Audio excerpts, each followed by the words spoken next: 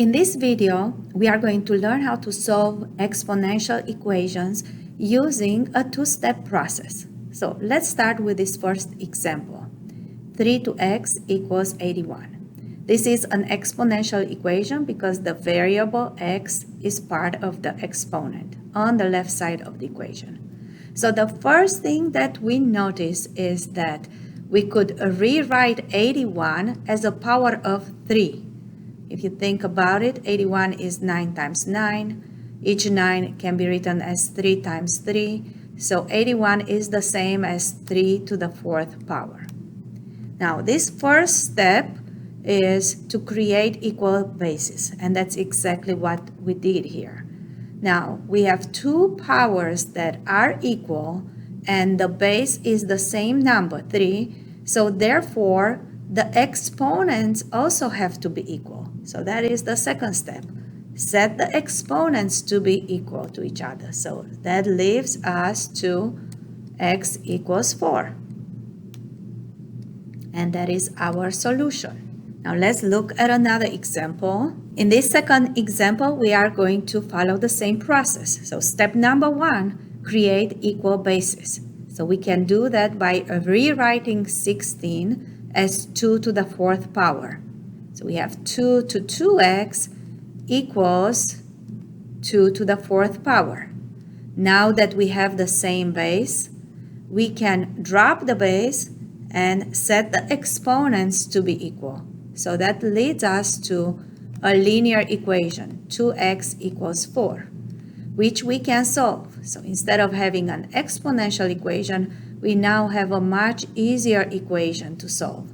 So we can do that by isolating x, and we do that by dividing on both sides of the equation by 2. 2 and 2 cancel each other out, so we get x equals 2 is the solution.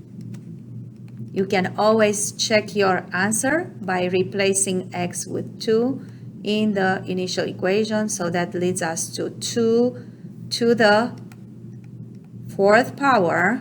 So we have 2 to the 2 times 2 equals 16. So 2 to the 4th power equals 16. 16 is indeed equal to 16. So we do get a true statement.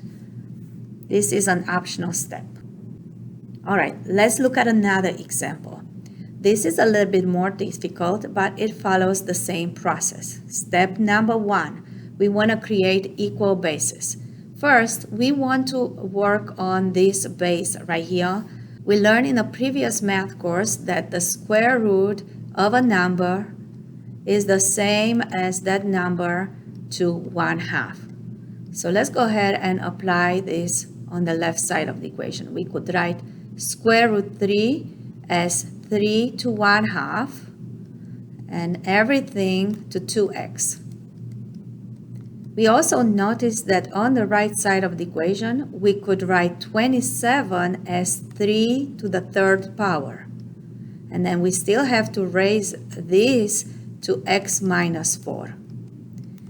There is another formula that we are going to apply twice, and that is the power over power. So a to m, everything to n is a to m times n. Is one of the rules of exponents. So we're going to apply it first here on the left side of the equation. The base is 3, and now we are going to multiply the exponents 1/2 times 2x. And we can apply the same formula again on the right side of the equation. So we can write this as 3 to the 3 times x minus 4.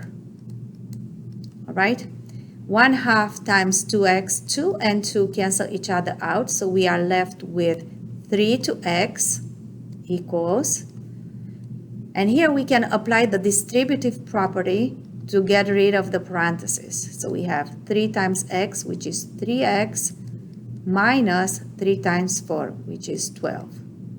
So step number 1 has been achieved. We managed to create equal bases. So let's move on to step number 2. Now we are going to set the exponents to be equal. So in this step, we obtain a much easier equation, a linear equation that we can solve, and that equation is x equals 3x minus 12. This is a linear equation. We can solve it by subtracting x on both sides of the equation and by adding 12 on both sides of the equation. So when we do that, x and x cancel each other out, so we are left with 12 equals 3x minus x is equal to 2x, and these two cancel each other out. Now, to find x, we just need to divide both sides of the equation by 2, and we are left with x equals 6 is the solution. So again, step number 1, create equal bases. Step number 2, drop the base and set the exponents to be equal. You should obtain a linear equation, solve that linear equation, and find the solution. If you want to check the solution, always replace it in the initial equation. And if you obtain a true statement, you should be confident that your solution was correct. In this next example, we are going to solve an exponential equation that has two exponential terms. We can start by rewriting 2 to x plus 1 as 2 to x times 2. And then we can factor out the common term between these two, and the common term is 2 to x. So let's go ahead and factor that one out. So we have 2 to x times 1 plus 2 equals 48. That is 2 to x times 3 equals 48. Divide both sides of the equation by 3. So we have 2 to x equals 48 divided by 3 is 16. And we can rewrite 16 as 2 to the 4th power. So we are making equal bases now. And drop the base and set the exponents to be equal. So we have x equals 4 is the solution. In this last example, we are going to solve a longer equation, and we're going to start by making a substitution. We notice that we have 3 to x in the middle term. We have 3 to 2x. So let's go ahead and replace 3 to x with another variable. Let's call it u. So let u be equal to 3 to x. In that case, the first term, 3 to 2x, becomes u to the 2nd power, right? So now let's rewrite the initial equation in terms of u. So we have u squared minus 10 times u plus 9 equals 0. This is a quadratic equation that we can easily solve.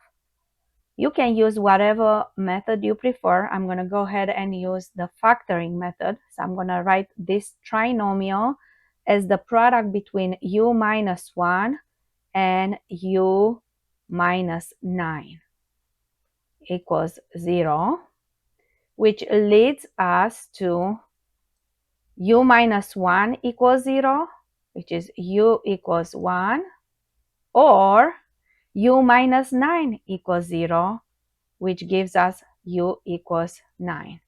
I use the zero product property. Now, let's not forget that we need to find the solutions for the initial equation. So we need to find x. So let's go back to the first solution, u equals 1, and let's replace u with 3 to x.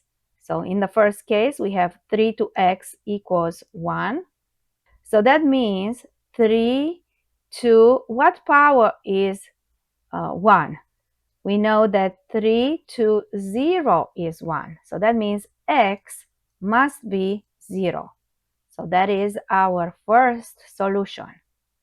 In the second case, when u equals 9, if we replace u with 3 to x, so we have 3 to x equals 9. So 3 to x is 9 can be written as 3 to the second power. Now let's drop the base and set the exponents to be equal, so we get our second solution, x equals 2. So our initial equation has two solutions, 0 and 2.